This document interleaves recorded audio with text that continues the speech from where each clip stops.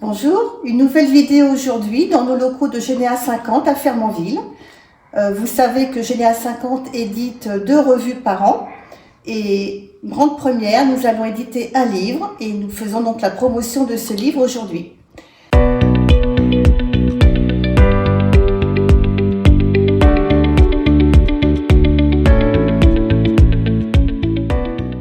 Bonjour David. Bonjour. Je suis ravie de faire cette vidéo avec toi, donc à l'occasion de la sortie de ton livre. Et peux-tu te présenter rapidement pour ceux qui ne te connaissent pas? Bonjour, moi je suis David Châtel, j'ai 44 ans, originaire de Cherbourg. Je suis membre de Généa 50 depuis 2020. J'ai commencé à rédiger des articles dans la revue et sur le blog. Actuellement, je gère la page Facebook de Généa 50 Histoire et généalogie dans la Manche avec Thomas Gautron. Voilà. Et d'où est venue cette idée, cette envie d'écrire un livre sur Cherbourg? Je dévoile un petit peu le sujet. Est-ce que tu peux nous dire pourquoi ce thème?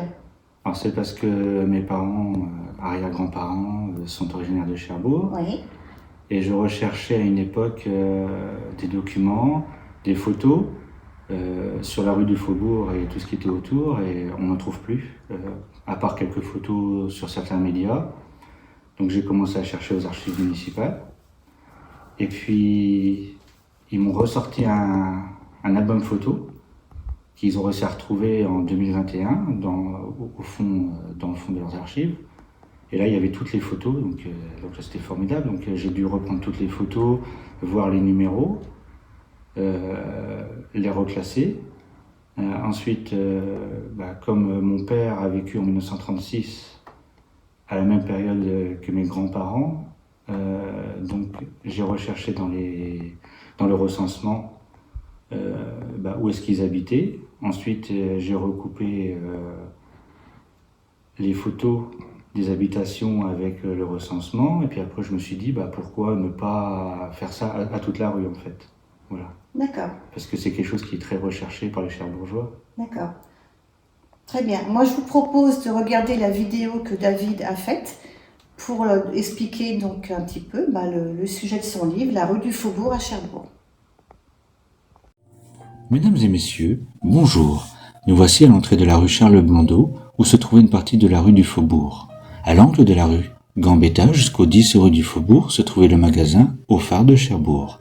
Du côté impair, à notre gauche se trouvait au numéro 5 l'épicerie de la famille Levallois. Au numéro 9, Auguste Le Cronier y tenait son magasin de sabots. Au numéro 11, nous trouvions la buvette moderne tenue par la famille Larquemin. Au numéro 13, Auguste Le Cronier y avait son atelier de sabots. C'est ici où se trouve l'actuel bar de nuit, le Freedom.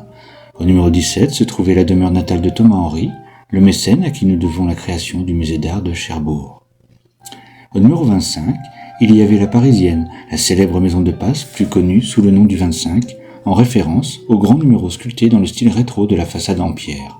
C'est ici où se trouvent les rotatifs de la presse de la Manche. À notre droite, au numéro 18, se trouvait la menuiserie de la famille Tillois. Au numéro 20 et 22 se trouvaient les dépenses de Jeanne Yvon, puis, au numéro 24 et 26, se trouvait une des entrées de son entreprise qui couvrait en partie les rues Gambetta, du Faubourg et Jules Dufresne.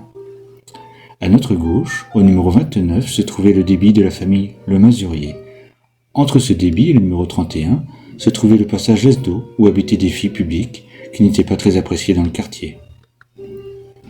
L'extrémité de ce passage se trouve actuellement sous le centre de fitness Elancia. Nous voici arrivés à l'angle des rues Charles Blondeau et Jules Dufresne, où débute l'impasse du Faubourg et où se trouvait aux 28 rue du Faubourg et 2 à 4 rue Jules Dufresne, l'entreprise de Pierre Cousin. Si vous souhaitez en connaître davantage sur cette rue, désormais disparue, je vous recommande d'acheter mon livre à paraître aux éditions de Généa 50, qui sortira en décembre. Il retrace numéro par numéro l'histoire de cette rue, à travers des anecdotes, des faits divers, des petites annonces de recensement, essentiellement celui de 1936, des photos et bien d'autres choses passionnantes. Nous vous tiendrons au courant de sa sortie sur notre page Facebook Généa 50, Histoire et généalogie dans la Manche, ou sur notre forum de discussion. Bonne journée, à bientôt. Donc c'est toi qui as fait cette vidéo, je suppose? Oui, bien sûr, pour pouvoir présenter un bout de la rue à cette époque et puis avec maintenant faire une transition pour pouvoir faire une promotion du livre. Et puis ça pourrait emmener éventuellement d'autres vidéos par la suite. D'accord. Voilà.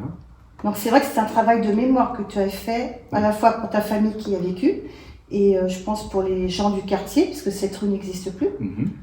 Oui, parce que comme il n'existe presque plus rien, comme ce que je disais tout à l'heure. Ouais. Donc oui, c'est un travail de mémoire. Ouais. Pour ne pas, parce que les personnes qui sont nées au début des années 50, dans une trentaine d'années, ils seront tous morts. Et on n'entend presque plus parler de cette rue-là, donc c'est très important d'avoir fait ce livre. Tout à fait. Je pense que ça t'a demandé quand même pas mal de temps pour faire entre tes premières recherches et puis l'édition du livre. Mm-hmm. Ça m'a pris environ 2 ans pour pouvoir faire toutes les recherches. Donc dans l'urbanisme, au niveau généalogie, au niveau des photos. Donc les archives municipales m'ont bien accueilli, la bibliothèque municipale de Cherbourg aussi. Voilà, ils m'ont fourni des plans, plein de choses. D'accord.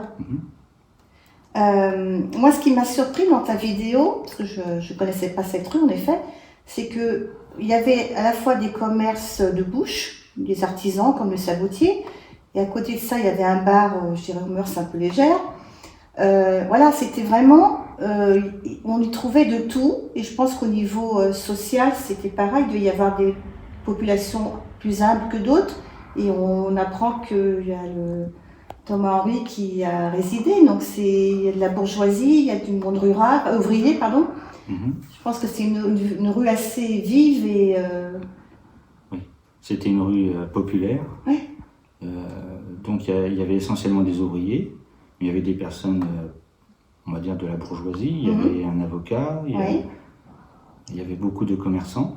Donc, ce qui était bien à l'époque, c'est qu'on descendait de chez nous, on pouvait aller acheter le journal, aller au bar le lire, discuter avec les copains, aller à la boucherie à côté. Voilà, il y avait tout. Maintenant, dans les rues à Cherbourg, on n'a plus toute cette proximité, en fait. Il faut aller à plusieurs kilomètres parfois pour pouvoir aller chercher le pain ou alors aller en grande surface. Voilà. À l'époque, c'était bien, on avait tout. D'accord. Qu'est-ce que je veux dire? Cette rue, en fait, on a l'impression que c'est vraiment un retour dans le passé qu'on ne connaît plus, en effet, comme tu le disais, on n'a plus ces rues commerçantes où tout le monde se côtoyait et vivait ensemble. Est-ce que tu as cette nostalgie de cette époque où tu as vécu Alors, j'ai une nostalgie orale, on va dire, parce que moi, je ne l'ai pas connue. Mais mes aïeux, mes grands-parents, mes arrière-grands-parents, mes parents, ils m'en ont beaucoup parlé.